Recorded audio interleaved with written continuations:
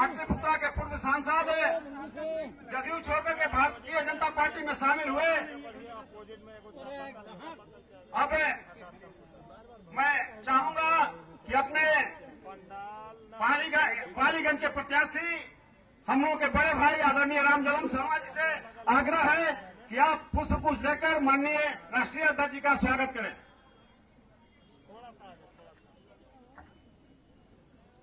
अब मैं आग्रह करूंगा अपने संजय चंद्रवंशी जी से कि अपने प्रदेश अध्यक्ष जी का बुके देकर स्वागत करें।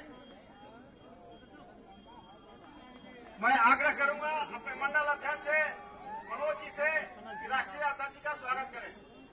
अपने जिला उपाध्यक्ष अशोक जी से आग्रह करेंगे। अब मैं चाहूंगा कि अपने रंजन यादव जी आए और सभा को संबोधित करें। रंजन प्रसाद यादव जी। आज के इस चुनावी सभापति जी और हम सबों के बीच आए हुए राष्ट्रीय अध्यक्ष माननीय अमित शाह जी, प्रदेश अध्यक्ष मंगल पांडे जी, मंच पे बैठे नेतागण, मित्रों, भाइयों एवं बहनों, आज चुनावी सभा है और चुनाव कोई मनोरंजन का साधन नहीं, चुनाव विकास से जुड़ा हुआ है, आपके बच्चों के भविष्य से जुड़ा हुआ है, शिक्षा, स्वास्थ्य आदि से जुड़ा हुआ है। पिछले 25 वर्षों में, 15 वर्षों में लालू ने क्या किया? लालू ने आज जो हर जगह चर्चा कर रहा है रिजर्वेशन, तो मैं लालू से पूछना चाहता हूं कि तुमने 10 मार्च 90 को वोट दिया और 1993 में आरक्षण लागू हुआ इस देश में। 1993 में जब तुम मुख्यमंत्री थे, सत्ता में थे, जितने तमाम पिछड़े थे, जादवपुर की कोयरी, तेली, बनिया, नुनिया, कुम्हार, कहार, लोहार, बिन, दादी, आवाज, केवट, धानु, कस्बा, 27% रिजर्वेशन था लालू प्रसाद। तुमने 15 वर्षों में 5 लाख पद छोड़ दिया, तुमने उसको भरने का काम नहीं किया।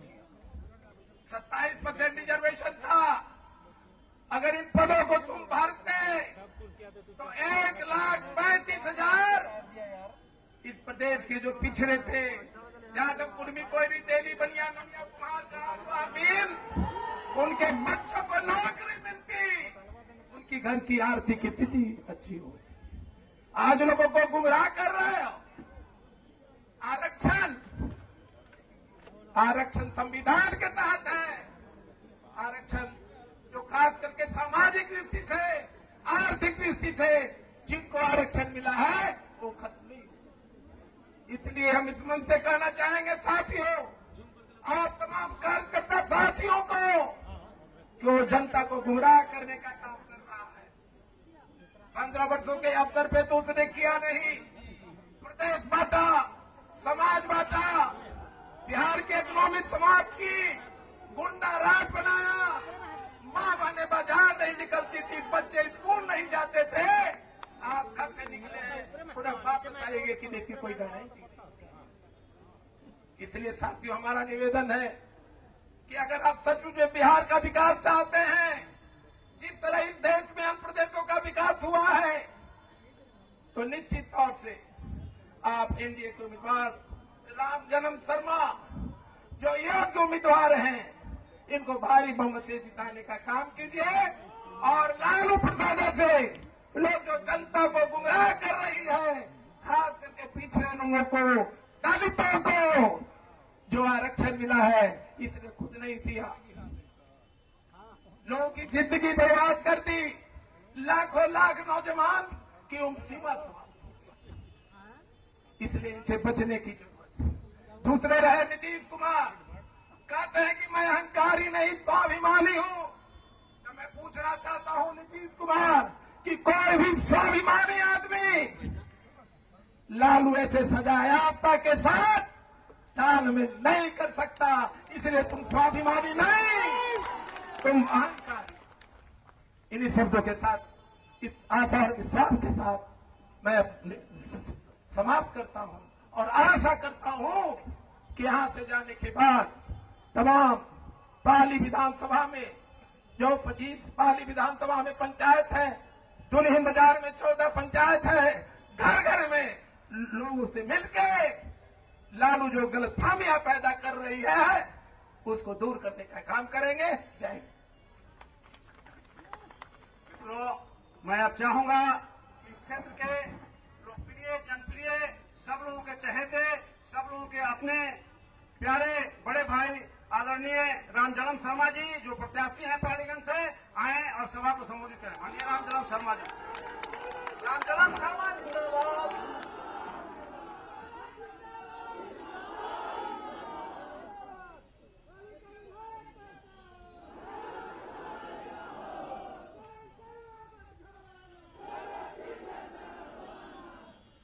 आज के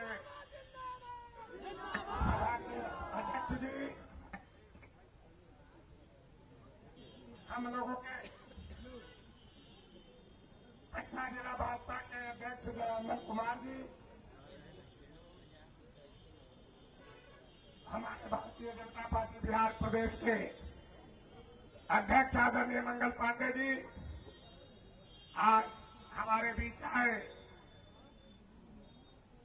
भारतीय जनता पार्टी के राष्ट्रीय अध्यक्ष आदरणीय अमित शाह जी,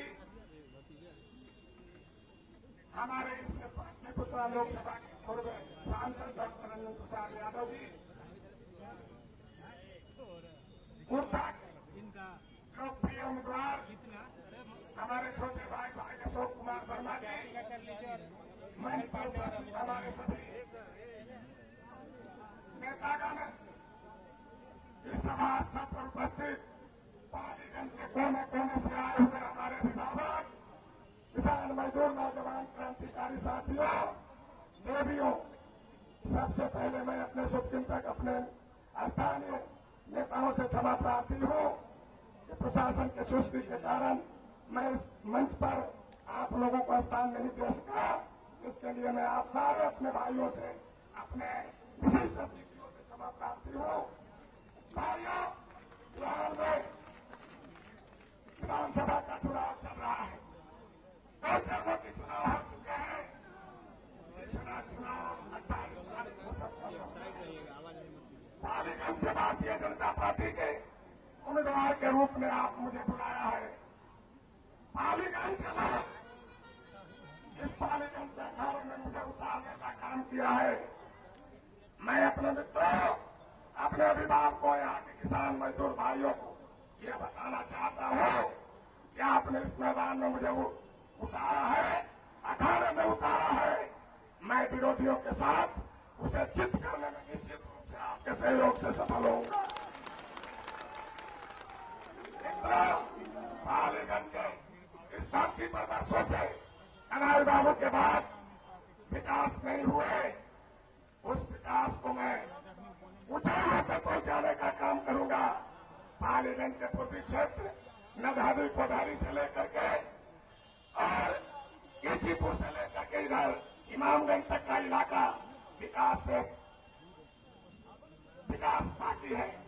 आज हमारे गांव में जो नहरें हैं सूखी पड़ी हुई है, खेतों में पानी नहीं जा रहा है, आज गांव में बिजली नहीं है।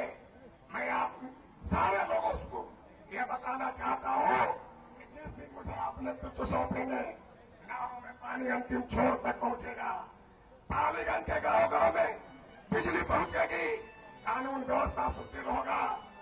देखो, यहाँ के अस्पताल में दवाइयां पहुंचेगी, यहाँ के स्कूल में शिक्षकों की उपस्थिति सुनिश्चित होगी। हम आपसे यह कहना चाहता हूं कि आज जो अराजकता की स्थिति है, यहाँ में झूठी सरकार 10 वर्षों से कायम है।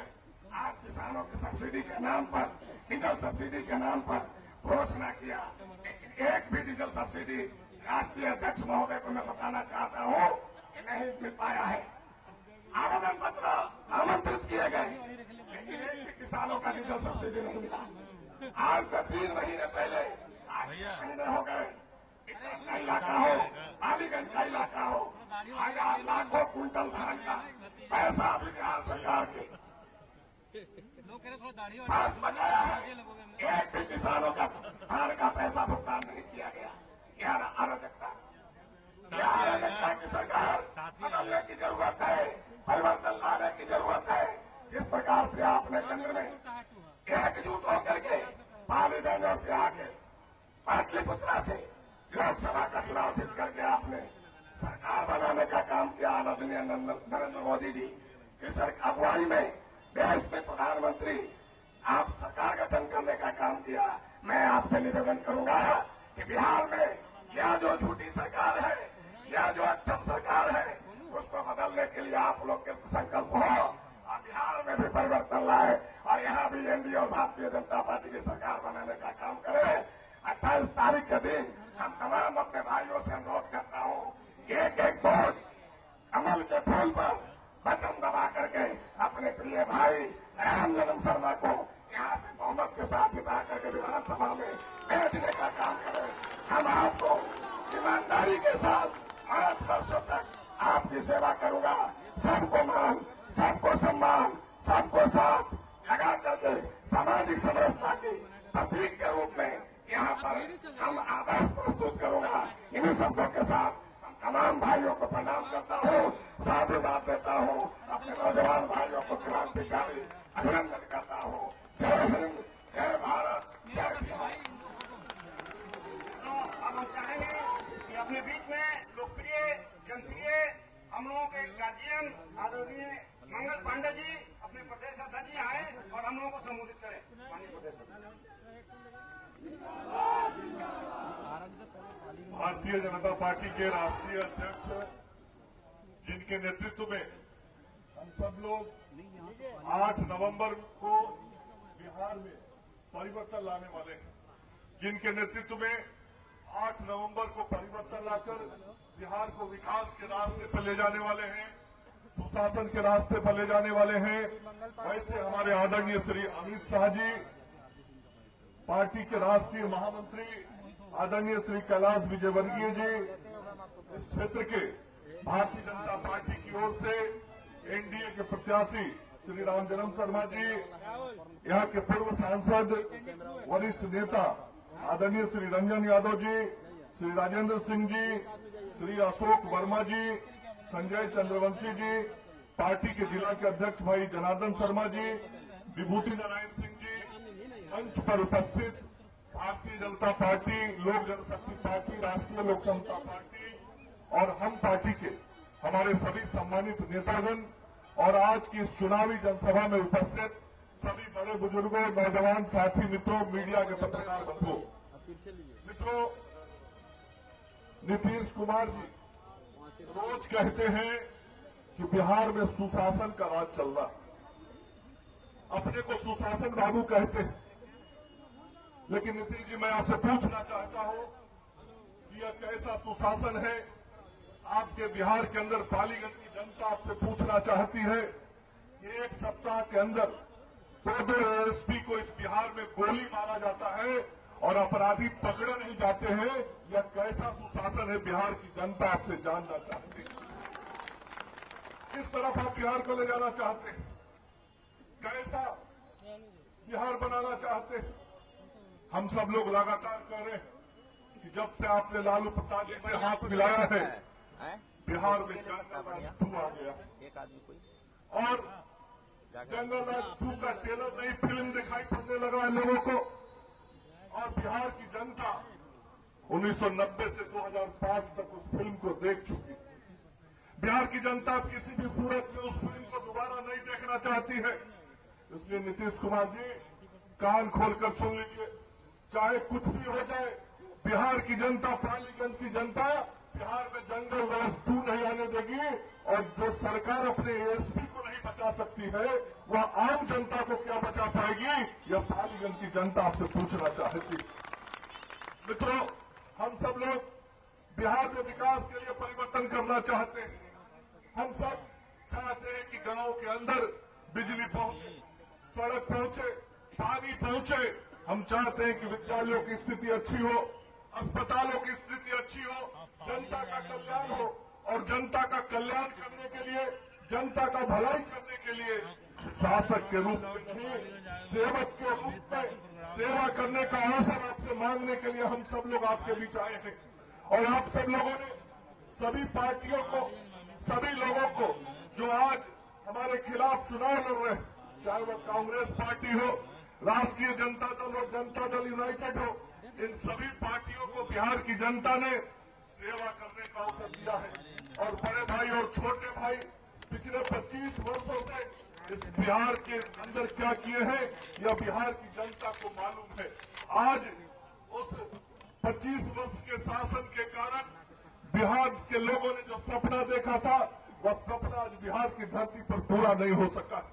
और हम सब लोग निकले नरेंद्र मोदी जी के नेतृत्व में, अमित शाह जी के नेतृत्व में, कि आपने सभी को सेवा करने का अवसर दिया है।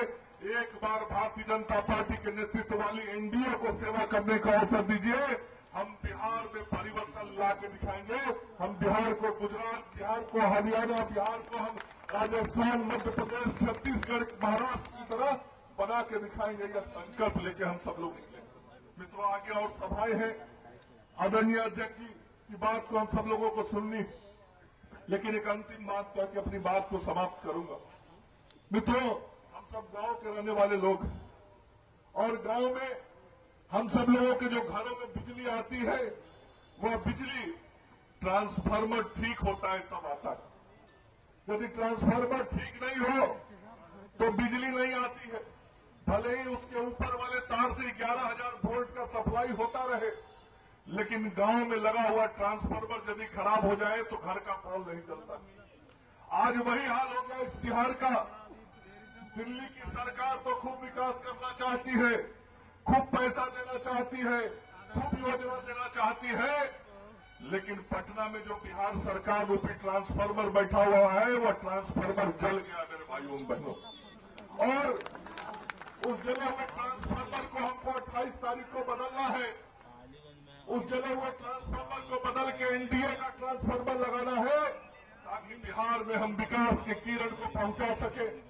और उस ट्रांसफार्मर को बदलने के लिए 28 तारीख को जो मतदान होगा, उस मतदान में भारतीय जनता पार्टी के प्रत्याशी भाई रामजन्म शर्मा को उनके चुनाव चिन्ह कमल छाप पर आपको वोट देकर विजयी बनाना है। ये आग्रह और अपील करने के लिए हम सब लोग आपके बीच आए हैं, या निवेदन करने के लिए आपके बीच आए हैं कि 28 तारीख को मतदान करने जब आप जाइएगा, तो ध्यान रखिएगा कि आपके एक एक बटन से, आपके एक एक वोट से बिहार का जला हुआ ट्रांसफार्मर बदलने वाला है। तो 28 को ट्रांसफार्मर बदलने वाला काम कीजिएगा ना, पक्का कीजिएगा ना। रामजन्म शर्मा जी को वोट दीजिएगा ना। अध्यक्ष जी सामने बैठे, जरा जोरदार तरीके से बोलिए, अध्यक्ष रामजन्म शर्मा जी को 28 को वोट दीजिएगा ना। तो एक बार मेरे साथ जोर से बोलिए, भारत माता की, भारत माता की। बहुत बहुत धन्यवाद। समाप्त होने वाली है। हम लोगों के बीच भारतीय जनता पार्टी के राष्ट्रीय अध्यक्ष है, भारत के, हिंदुस्तान के चाणक्य आदरणीय माननीय अमित शाह जी से आग्रह करूंगा कि आए और सभा को संबोधित करें। अमित शाह जिंदाबाद, अमित शाह जिंदाबाद, अमित शाह जिंदाबाद।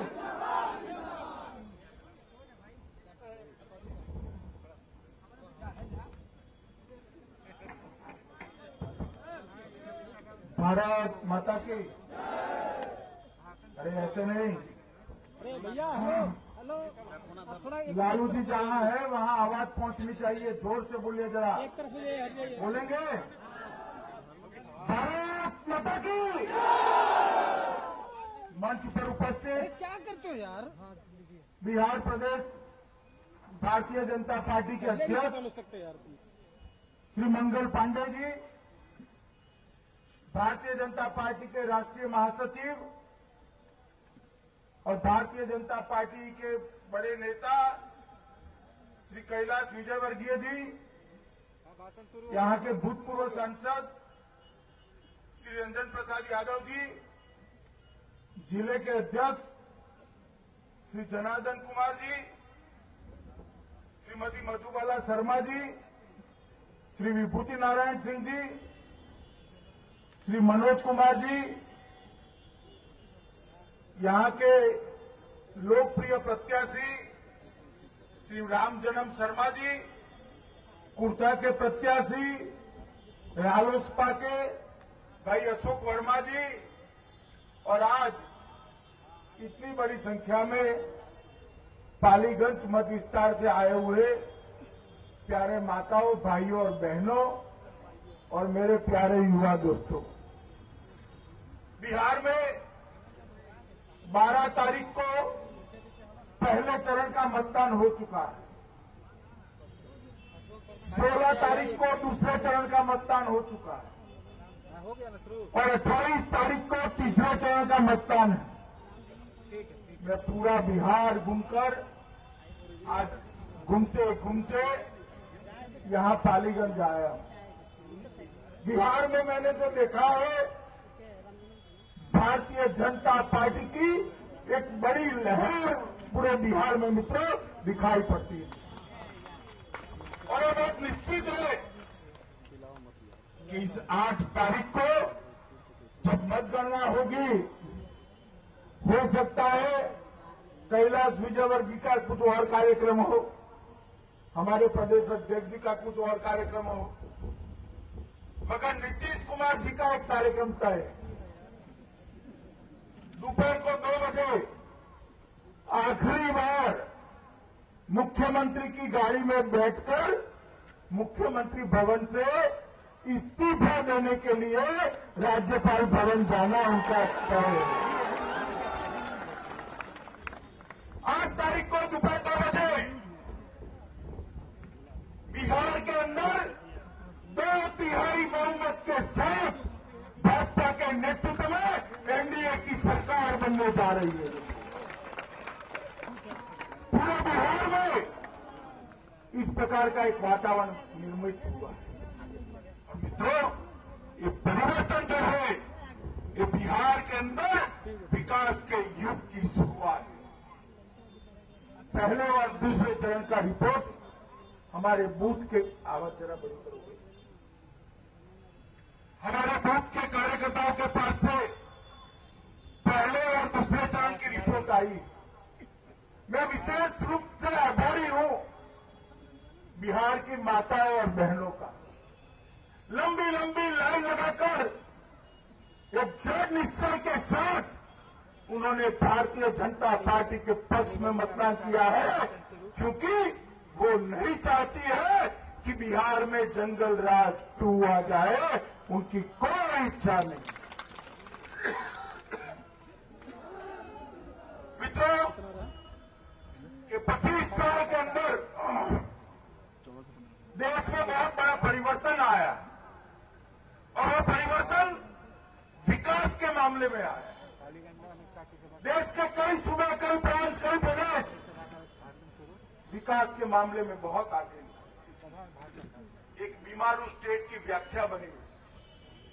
मध्य प्रदेश, राजस्थान, उत्तर प्रदेश, बिहार, मित्रों छत्तीसगढ़ और झारखंड भी उसमें थे, क्योंकि वो मध्य प्रदेश और बिहार का एक हिस्सा। उन सब जगह पे विकास हो चुका है। ये बीमारों में से बी खाली बाकी रह चुका है। बी मतलब बिहार। मध्य प्रदेश में भारतीय जनता पार्टी की सरकार है, छत्तीसगढ़ में है, राजस्थान में है, झारखंड में भी भारतीय जनता पार्टी की सरकार है और सब जगह पे विकास हो चुका है, मगर बिहार में आज भी विकास नहीं। आप मुझे बताइए, आपके घरों में 24 घंटा बिजली आती है क्या? अरे जरा जोर से बताइए, पीछे बताओ, वो भी बताओ, आती है? आपके गांव में शुद्ध पीने का पानी आता है क्या? हर गांव में शुद्ध हो चुका है क्या? हर गांव में एक अच्छी शाला बनी है क्या? हर कमरे में शिक्षक और हर शिक्षक के लिए कमरा बना है क्या? नए उद्योग का घर लगा है, रोजगारी आई है। मित्रों, स्वास्थ्य सेवा पहुंची है, अस्पताल में दवाई है क्या? आज भी के बाद भी बिहार में दवाई, पढ़ाई और कमाई के लिए बिहारी को बाहर जाना पड़ता है, बिहार के बाहर जाना पड़ता है। मित्रों, इस स्थिति को बदलना है, और अगर इस स्थिति को बदलना है तो सरकार बदलनी पड़ेगी।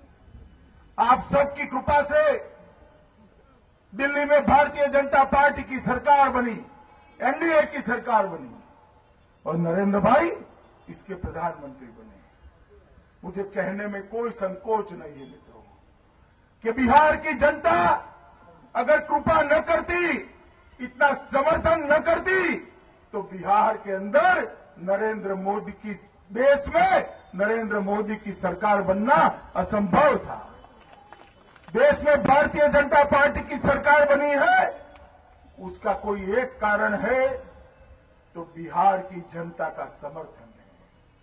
और इसीलिए नरेंद्र भाई ने प्रधानमंत्री बनने के साथ ही तुरंत बिहार की समस्या क्या है, बिहार का विकास कैसे हो सकता है, समस्या का समाधान क्या है, इसके लिए किस प्रकार की योजना बननी चाहिए, योजना बनने के बाद बजट कहां से आएगा, ये सारी बातों को नरेंद्र भाई ने सोच विचार कर 1-1.25 साल के अंदर ही बिहार के विकास के लिए एक पैकेज लेकर आए हैं।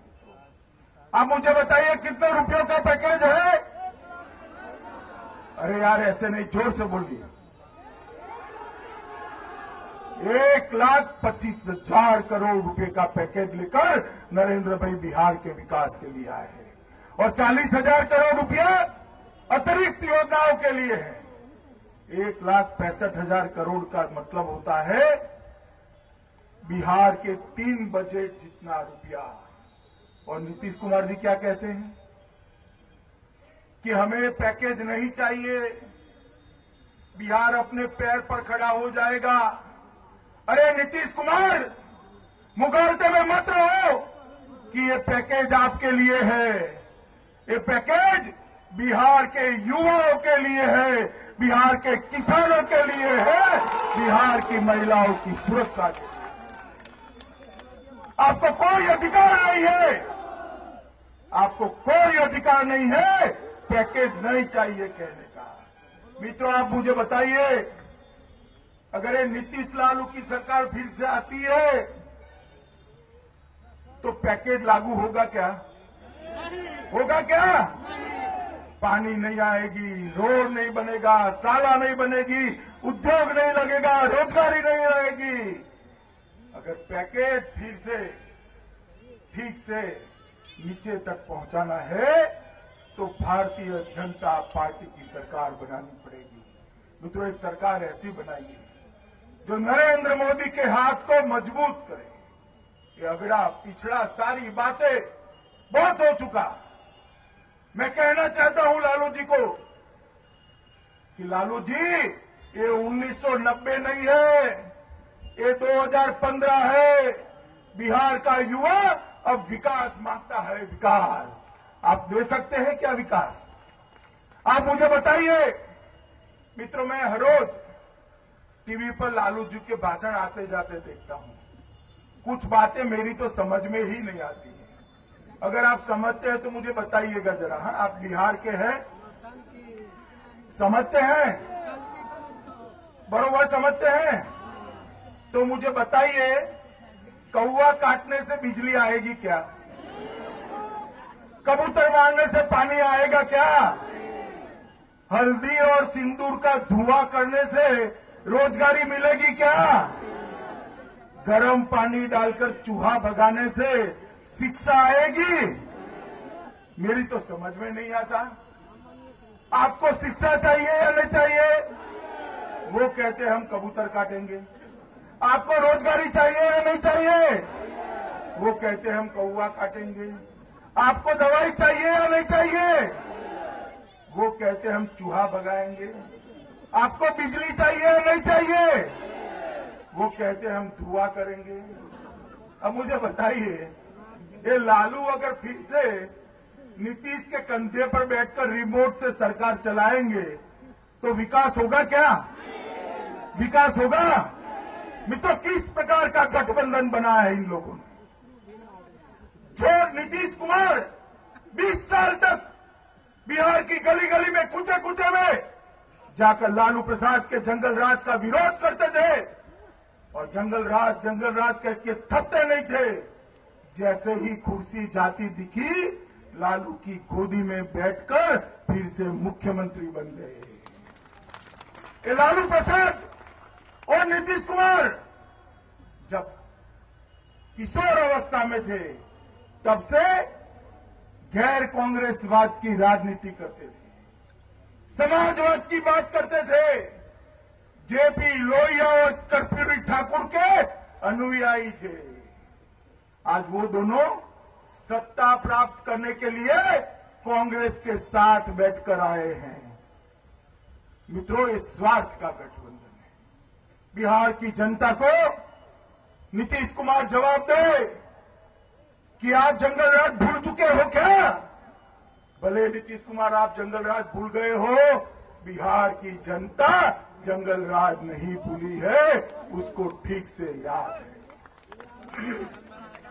ये लालू और नीतीश हर रोज एक ही गाना गाते हैं कि हम पिछड़ों का विकास करेंगे, हम दलितों का विकास करेंगे, हम महादलितों का विकास करेंगे।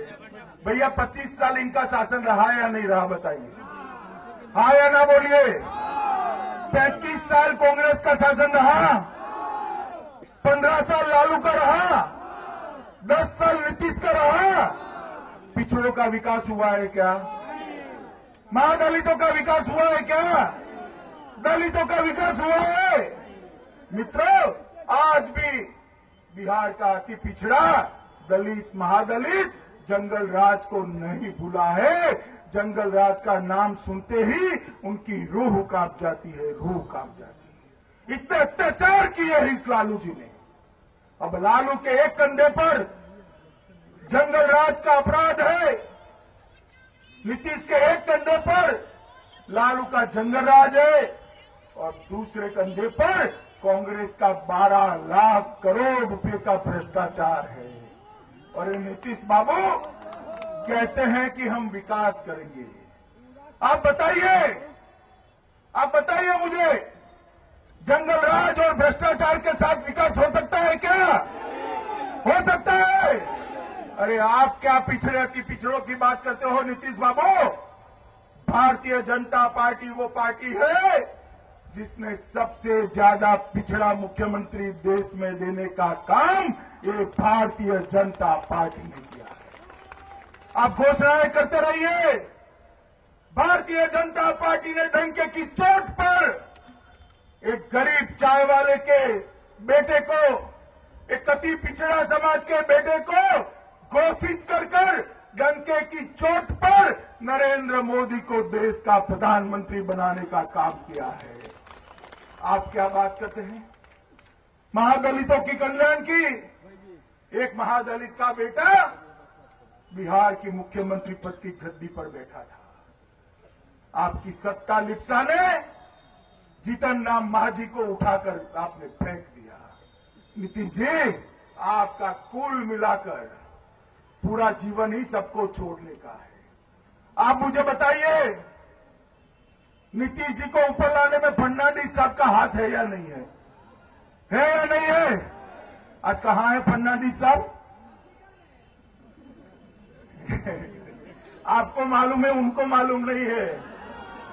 अभी जेपी की तिथि दी, सभा करने पहुंच गए, 5 मिनट नहीं है। जिस जेपी के कारण राजनीति में आए, उनको एक माला पहनाकर श्रद्धांजलि देने की 5 मिनट नहीं है। जेपी के सिद्धांतों को छोड़ दिया, जॉर्ज फर्नांडिस को छोड़ दिया, जीतन राम मांझी को छोड़ दिया, बिहार की जनता के जनादेश के साथ धोखा किया, भारतीय जनता पार्टी को छोड़ दिया।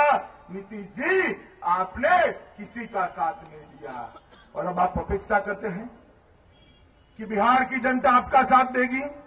आप मुझे बताइए, देगी बिहार की जनता साथ? इस बार अगर बिहार की जनता चाहती है कि विकास करना है, विकास के मामले में देश में सबसे ऊपर जाना है, तो मित्रों एक ऐसी सरकार चुनिए जो नरेंद्र मोदी के हाथ मजबूत करे, नरेंद्र मोदी जो विकास करना चाहते हैं उसमें सहयोग करे, और एक ऐसी सरकार चुनिए जो देश में बिहार को 1 नंबर का राज्य बनाकर रख दे। मित्रों, दुनिया में सबसे पहला राज्य। मित्रों, मैं ज्यादा लंबी बात नहीं करना चाहता। 28 तारीख को यहां पर मतदान है। कई बार बिहार ने जात पात के आधार पर और अन्य बहकाओं में आकर मतदान किया है। अगर ये 28 तारीख का मौका हम चूक जाते हैं तो बिहार को बहुत पीछे ले जाएंगे, फिर से जंगल राज का सामना करना पड़ेगा। मैं आप सबको निवेदन करना आया हूं कि 28 तारीख को मशीन पर जहां भारतीय जनता पार्टी का निशान कमल है और जहां हमारे राम जन्म शर्मा का नाम छपा हुआ है, फोटो छपा हुआ है, वहां पर बटन दबाइए। दबाएंगे, मगर भाई बटन ऐसे वैसे मत दबाना। बटन आप पालीगंज में दबाओ तो इतनी जोर से दबाना कि राहुल की नैनीहाल इटाली में जाकर करंट लगे, ऐसे दबाना। आप बताइए, कमल के निशान के सामने बटन दबाएंगे? राम जन्म को विधायक बनाएंगे? भाजपा की सरकार बनाएंगे? भाई अशोक वर्मा को विधायक बनाएंगे और एनडीए का सरकार बनाएंगे? नरेंद्र मोदी के हाथ मजबूत करेंगे? बिहार में विकास का युग लाएंगे? तो मेरे साथ दोनों हाथ खड़े कर मुट्ठी भींच कर बोलिए, भारत माता की, भारत माता की, भारत माता की, वंदे मातरम। चाहेंगे धन्यवाद ज्ञापित करने के लिए सतीश जी आए और सभी लोगों का धन्यवाद ज्ञापित करें। आदरणीय अध्यक्ष जी, राज्य अध्यक्ष जी, प्रदेश अध्यक्ष जी, इन सारे लोगों ने हम लोगों के बीच आए, हम सबका मार्गदर्शन